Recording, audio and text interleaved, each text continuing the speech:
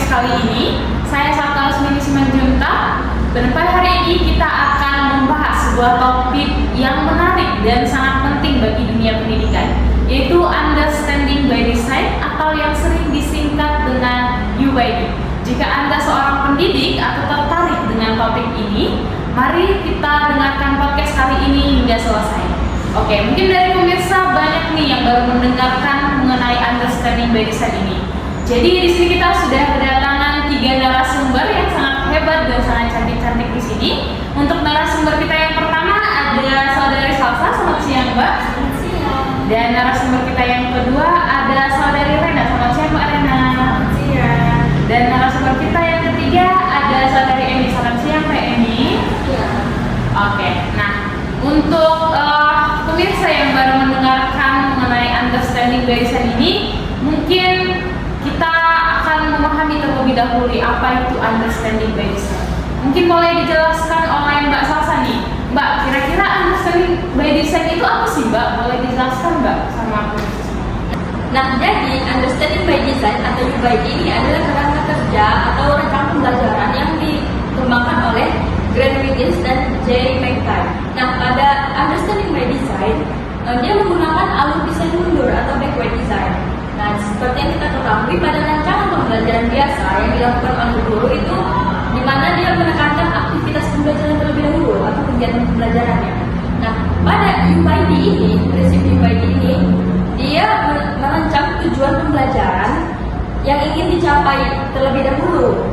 Jadi berbeda dengan rancangan pembelajaran biasa yang digunakan oleh guru. Nah, pada UBD ini tujuan utamanya itu mendorong pemahaman siswa yang tidak berfokus pada hafalan saja. Nah, jadi pemahaman dimaksud yaitu ketika siswa bisa menjelaskan, menerapkan, dan mentransfer pengetahuan mereka ke konteks yang baru. Nah, jadi dapat kita bilang kalau UBD ini merupakan pendekatan yang menggunakan student center atau siswa berpusat pada siswa. Oke, jadi berarti yang menjadi pembeda nih UBD dengan rancangan pembelajaran yang biasa dibuat oleh guru adalah terletak pada tahap pertamanya, yaitu pembuatan tujuan akhirnya ya Mbak ya. Nah, sedangkan biasanya kan kalau rancangan pembelajaran yang biasa dibuat oleh guru itu lebih ke kegiatannya ya Mbak ya. Nah, kalau UBD ini tujuannya dulu yang harus difokuskan dan dirancang seperti itu. Nah, ini sangat menarik ya untuk dibahas seperti itu. Pasti kita bingung kalau tujuannya dulu yang dirancang, bagaimana kegiatannya seperti itu. Jadi kita perlu mengetahui nih tahap-tahap dalam pembuatan Understanding by Design ini. Mungkin kepada narasumber kita yang kedua Mbak Rena, boleh dijelaskan Mbak tahap-tahap dalam pembuatan rancangan pembelajaran menggunakan Understanding by Design ini. Jadi secara umum tahap-tahapan yang pada pembelajaran UBD ini ada 3.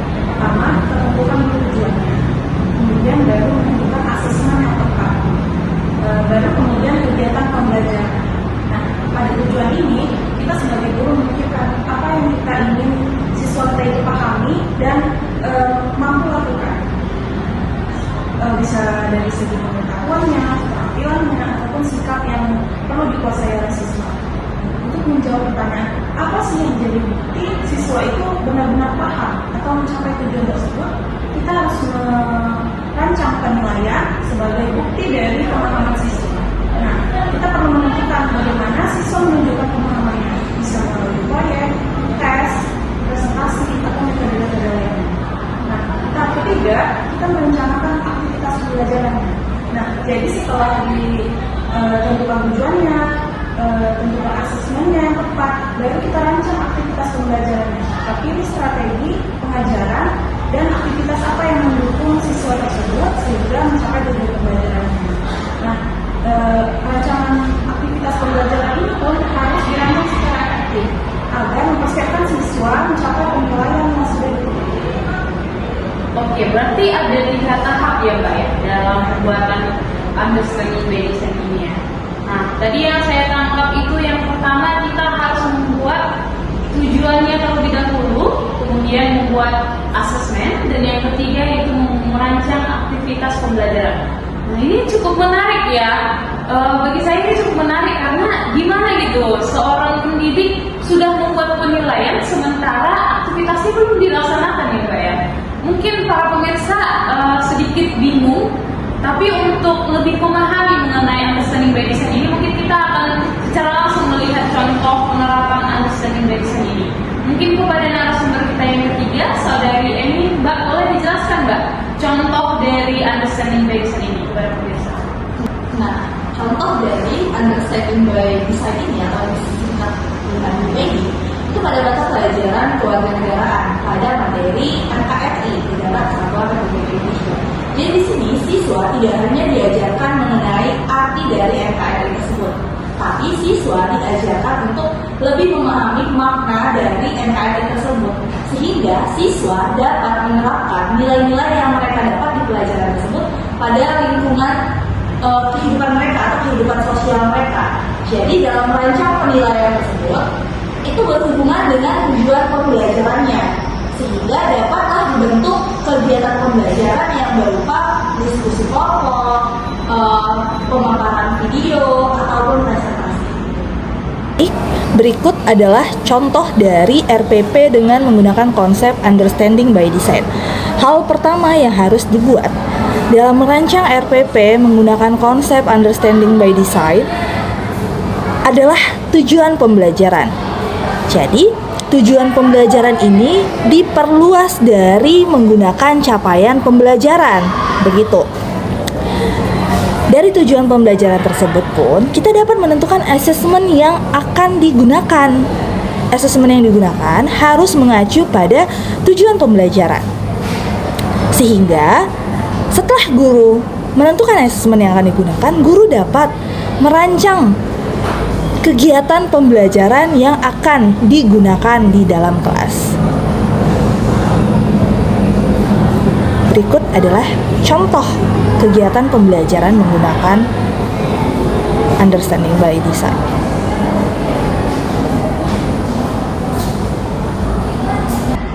Berarti untuk understanding by design ini tidak hanya sebatas menghafal dan mengetahui artinya saja ya Mbak ya. Seperti yang sudah Mbak katakan tadi mengenai materi NKRI. Berarti siswa itu tidak hanya tahu, oh apa itu NKRI, tapi secara mendalam juga mereka harus mengetahui bagaimana cara untuk menjaga keutuhan NKRI itu sendiri. Seperti itu ya Mbak. Nah, oke. Ini menurut saya sesuatu yang layak ya diterapkan di dalam kurikulum yang sekarang. Nah, jadi pasti dong para pendidik bertanya-tanya, memangnya kalau kita tidak menerapkan ini, apa yang akan terjadi? Memangnya apa yang menjadi berbeda rancangan understanding by design ini dengan rancangan yang sebelumnya? Pasti kita memiliki sesuatu hal yang menjadi keuntungan bagi kita ketika menerapkan sesuatu hal yang baru. Jadi mungkin kepada narasumber kita yang pertama, boleh kepada Mbak Salsa jelaskan lagi Mbak, apa sih keuntungan dari understanding by design ini pada saat kita menerapkannya di dalam rancangan pembelajaran? Nah, jadi untuk keuntungan dari understanding by design ini, yaitu pendekatan ini memastikan bahwa pembelajaran itu lebih bermakna dan siswa itu lebih memahami karena dia tidak fokus pada hafalan saja. Nah, siswa akan memiliki pemahaman yang lebih mendalam dalam kemampuannya menerapkan apa yang mereka pelajari di kehidupan nyata. Nah, selain itu, guru juga mempunyai panduan yang jelas terhadap struktur pembelajaran, struktur dalam rancangan pembelajaran sesuai dengan desain kurikulum, sehingga lebih mudah memastikan bahwa setiap aktivitas pembelajaran mendukung tujuan pembelajaran yang ingin dicapai.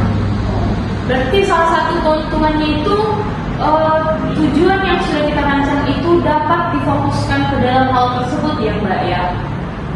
Mungkin kalau di rancangan pembelajaran sebelumnya kita bisa melakukan aktivitas pembelajaran tapi tujuannya itu tidak tercapai seperti itu ya Mbak ya. Tapi dalam UPD ini fokus kita sudah ke tujuan itu terlebih dahulu, baru kita akan merancang aktivitas yang dapat mendukung siswa untuk mencapai tujuan itu sendiri. Itu yang menjadi keuntungan dari UPD ini para pemirsa. Nah, itulah mungkin sekilas penjelasan mengenai understanding by design ini ya.